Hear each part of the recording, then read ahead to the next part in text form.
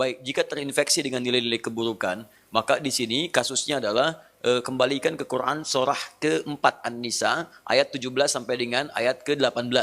Itu yang dikenal dengan taubat namanya. Ya, innamat taubatu 'alallahi lilladzina ya'maluna su'a bijahalatin tsumma yatubuna min qarib.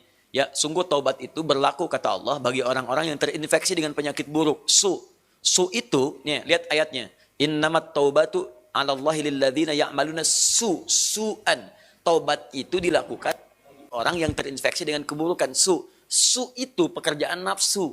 Nafsu. Dari mana taunya? Quran surah 12 ayat 53. Inna nafsa la'ammaratun bisu. Su sumbernya nafsu. Kalau ada orang kemudian digerakkan nafsu berbuat buruk kemudian sampai terinfeksi dirinya, maka caranya dengan taubat.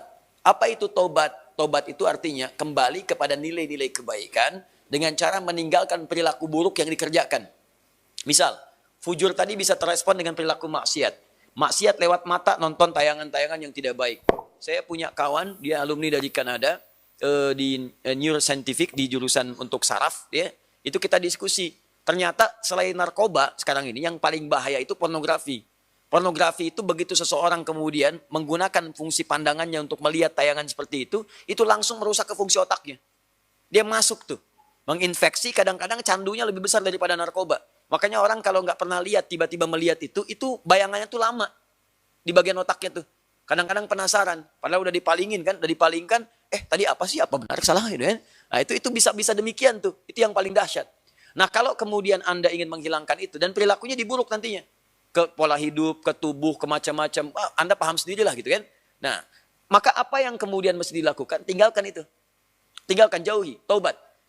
Akui salah, sesali itu, kemudian tinggalkan, dan cara meninggalkannya ganti dengan yang lebih baik. Pandang yang baik-baik, latihannya begitu. Lihat yang baik-baik ya. Awas, kalau orang terbiasa melihat yang halal, maka yang haram akan alergi. Sama dengan pasangan kehidupan di keluarga. Kalau sering melihat yang halal, pada yang haram itu nggak akan ada ketertarikan berlebihan, nggak ada. Ya, tapi kalau sering melihat yang haram, istri orang itu kan bukan mahram antum. Kalau ngelihat istri orang keseringan, ngelihat istri sendiri jadi nggak enak. Ibu juga sama gitu. Kalau ngelihat suami orang itu keseringan, lihat suami sendiri itu udah hambar. Makanya kalau orang-orang ngelihat yang halal itu yang bagus-bagus, maka yang haram itu akan sulit kita.